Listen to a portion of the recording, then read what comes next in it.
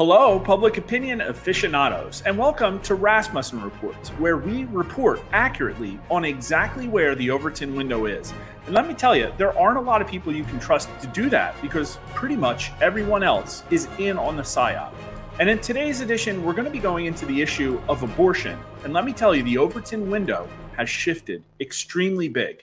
If you want a full abortion ban, I have news for you today. And if you really love seeing viable fetuses aborted, I have news for you today as well. But whatever the case, make sure you hold on because we're going to be talking about how this issue affects the election. And if anything in this video depresses you, make sure you hang on to the end. But what exactly is the Overton window? Well, here's a random definition off the internet. It's an approach to identifying the ideas that define the spectrum of acceptability of governmental policies. Politicians can act only within the acceptable range. Shifting the Overton window involves proponents of policies outside the window persuading the public to expand their view. And maybe this graphic will help illustrate it as well. In the center is policy, and on either end, the right or the left end, are unthinkable or radical ideas. And every day, public opinion is redefining what is policy, what is acceptable, and what is unthinkable. But before we get into abortion, let's talk about the Overton window in the Biden administration. Now, believe it or not, Joe Biden has been a very pivotal figure in shifting the Overton window left. And let me tell you, it has shifted left. And as far as I see it, they've nailed down a pretty easy process. First, a very radical idea is proposed by or embraced by the administration. Second, the statist press breathlessly trumpets that position, gaslighting the citizens. Third, Joe Biden's true believers fall in line very easily, but then over time, people with less strong opinions shift theirs to fit in. And probably the best example we have to illustrate that is reparations, where the country was pretty strongly against them, but has shifted very left during the Biden administration. And if you say, wait, I'm holding firm, I'm not shifting my position, well, maybe you're not the target. They don't need you. Maybe somebody else is in the crosshairs. But how is the shifting of the Overton window combated? Well, there's probably a few very effective ways. One of them would be for leaders on the right to propose equally radical ideas and have those ideas embraced in conservative press. And reparations are probably a pretty good example. It's not radical to come out and say, no, we should not pay reparations according to where the Overton window is. Maybe you need to propose something opposite and equally as radical as paying reparations. And of course, there's also the issue of having willing mouthpieces. If you have an idea of what the equal and opposite radical position of reparations is, post your thoughts in the comments. I'd love to see because I have no idea. But where is the Overton window on the issue of abortion? It's moving left. But before we get into that, let's talk about something that hasn't shifted at all. These are numbers from May of 2022, just before the infamous Dobbs decision. Would you approve or disapprove of the Supreme Court overturning Roe v. Wade? 32% of voters strongly approved, another 16% somewhat approved, for a total of 48%. 45% of voters disapproved, 35% strongly. So we'd call that a slim plurality. And here are the numbers from just last week. And yep, it's not a mistake. They are absolutely 100% exactly the same. But here are the party numbers. 51% of Republicans strongly approved and another 19% somewhat, for a combined total of 70%, while 24% of Republicans at least somewhat disapproved. With independents, it's 49% to 41%, so a pretty strong plurality. With Democrats, though, 28% of Democrats at least somewhat approved of the decision, and 69% at least somewhat disapproved. Republicans and independents over the last 2 years are flat to slightly increasingly approving, while Democrats are down about 4 points. But now let's talk about something that has changed pretty big. The country is now more pro-choice than it ever has been. Generally speaking, on the issue of abortion, do you consider yourself pro-choice or pro-life? And according to almost 1,100 U.S. likely voters, 53% of the country identifies as pro-choice, while 37% say they're pro-life. 10% say they're not sure. And now let's look at how those numbers have changed over time. We've asked this question quite a few times, more than we have here. 14 years ago, 50% of the country was pro-choice, and it's now 53%, a decent majority.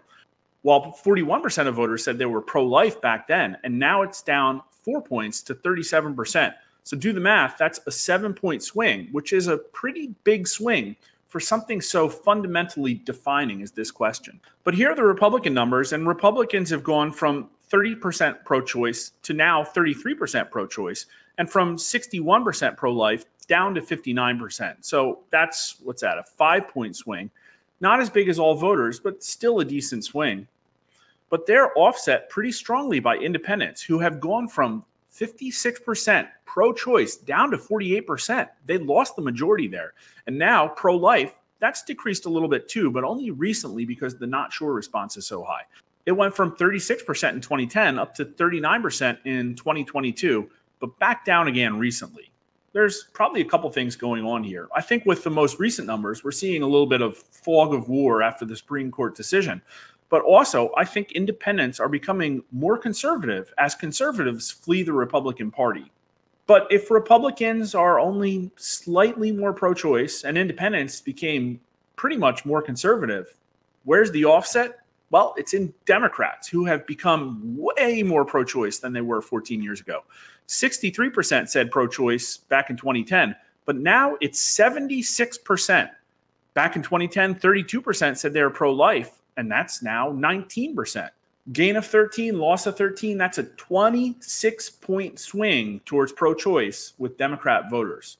And a quick stop on the Biden approval slide to see who's most pro-choice and who's most pro-life. Biden's strong approvers are 80% pro-choice and only 14% pro-life, whereas those who strongly disapprove of Biden are 32% pro-choice and 56% pro-life. It's kind of abnormal to see Biden's strong approvers have a slightly less conservative stance than Republicans do, but it's probably because there's quite a few independents that hate Joe Biden. They're lumped in there as well. And that's a hint that maybe abortion isn't what's driving strong opinions about Joe Biden and isn't going to have as much impact on the election as things like, let's just say, the southern border. But this question here is the most important. This is the meat of the video. And this is the kind of question that people like us who really want you to know the truth about public opinion will ask, and a lot of other people won't. People that want the country to move left might just gloss over it by saying, listen, more people are pro-choice, get over it. But the truth is that most Americans want limitations on abortions. Here's the question. Some states have limits on how late in a woman's pregnancy an abortion can be legally performed. Should abortion be legal up to 1 month, up to 3 months, perhaps up to 6 months, or at any point in her term? Or should abortion be outright illegal? So only 15% of the country thinks it should be legal to abort essentially a viable fetus. Another 12% says abortion should be legal up to 6 months. So that's the 3 to 6 month slot. Add those up and you have 27% of the country. That's a really small amount. 34% say up to 3 months, and another 18% say up to 1 month. Add those up, and it's 52% who say abortion should be legal from 0 to 3 months. If you add in the 14% who say abortion should be totally illegal, you're at 66%. So 2/3 of the country think there should be some pretty strong limits on abortion. It should be outright illegal or legal only up to 3 months. But if you find this slide comforting, I've got news for you.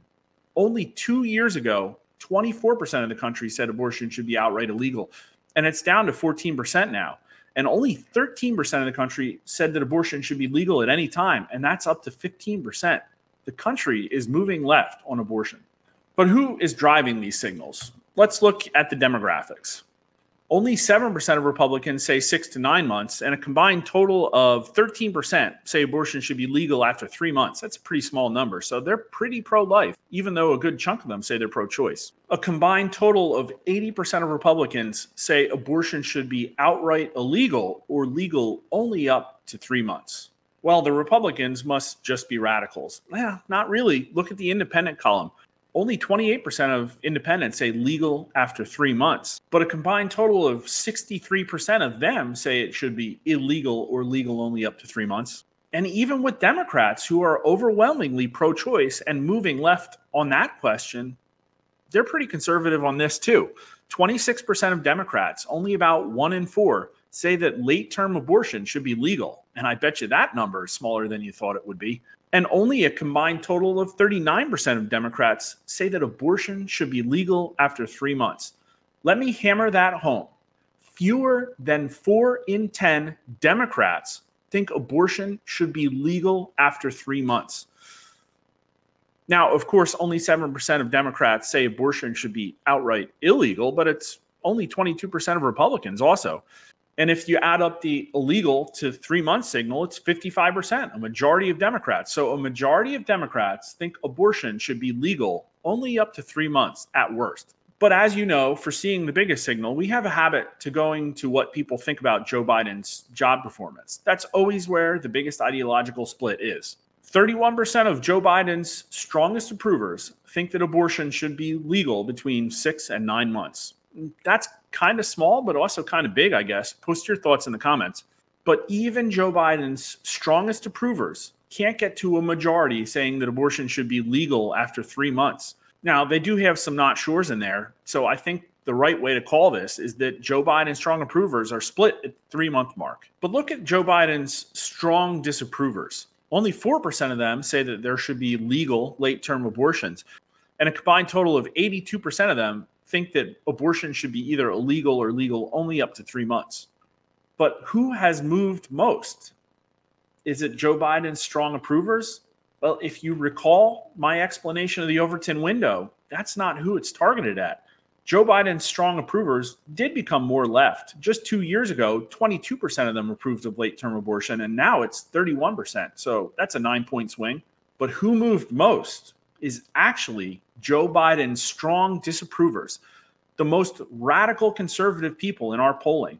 Today, 48% of them think that abortion should be outright illegal or legal only up to 1 month. That number 2 years ago was 89%. Now, I promised good news for people who'd hang on to the video. And the truth is, if you don't like where public opinion is on the issue of abortion, well, it's not the most important issue for this election. By far, the number one is the economy, and number two is the southern border. Now, it is a top 2 issue for Democrats, so that means it's probably going to be limited to a get out the vote effort. But that has been effective. Abortion as an issue affected the 2022 election for sure. It probably affected the 2020 election quite a bit after Trump's Supreme Court nominations.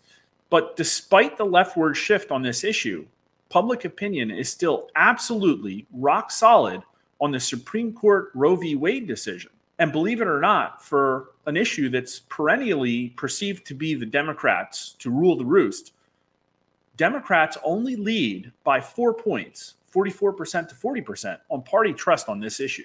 And let me part with one more point about the Overton window. It doesn't just need public leaders embracing radical ideas to shift it. Sometimes major public opinion swings can bubble up from the bottom through grassroots or social media or independent news. 1 month after the 2020 election, just 47% of U.S. likely voters said that it was at least somewhat likely that Democrats took votes from Trump in some states in the election.